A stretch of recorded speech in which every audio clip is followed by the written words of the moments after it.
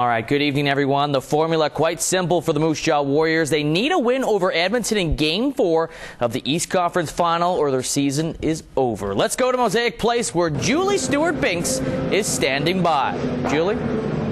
Thanks, Lee. For the Warriors, it's go big tonight, win this game to force a Game 5 or go home. They clean out their lockers, go back to their family and friends, and try to regroup for next season. Now, it's been a frustrating series for the Warriors so far, down 3-0 in the series, but they've outshot their opponents 111-85, but they've been unable to solve Edmonton's goaltender Laurent Brossoit, who has been the most valuable player in this series so far. But last night's game was pretty close. It was a 3-2 final decision for the Warriors. If they can keep putting pucks on net, maybe get a couple of lucky bounces past Laurent Brossoit tonight, they might be able to hand the Edmonton Oil Kings their first loss in 22 games. But the Edmonton Oil Kings don't want to let it get that far. They want to end this series right here, right now in Moose Jaw tonight. With more, here's Jeremy Lee.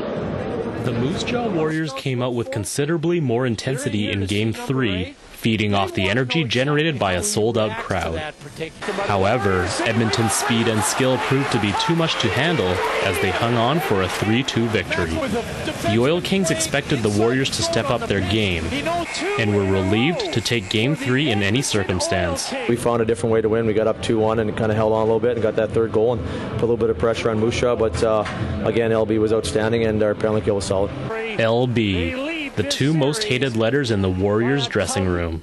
Down to their last life, the Warriors will throw everything they've got at Laurent Brossoit tonight. Yeah, I think we did a good job, but the only thing is that we weren't able to, get many second opportunities when we had the traffic in front. It would have been better if we were outworking their D-men a little bit more and outworking Brossoit, but that's something we'll have to focus on for next game. As he has been for the better part of the last 2 months, Brossoit has been a fortress in the Edmonton net, denying the Warriors second opportunities on scoring chances. I knew that it wouldn't be a puck possession type of game, and I knew that they just get it deep and get pucks on net. So knowing that, I just knew I had to keep my rebounds controlled, and I think that's what I did.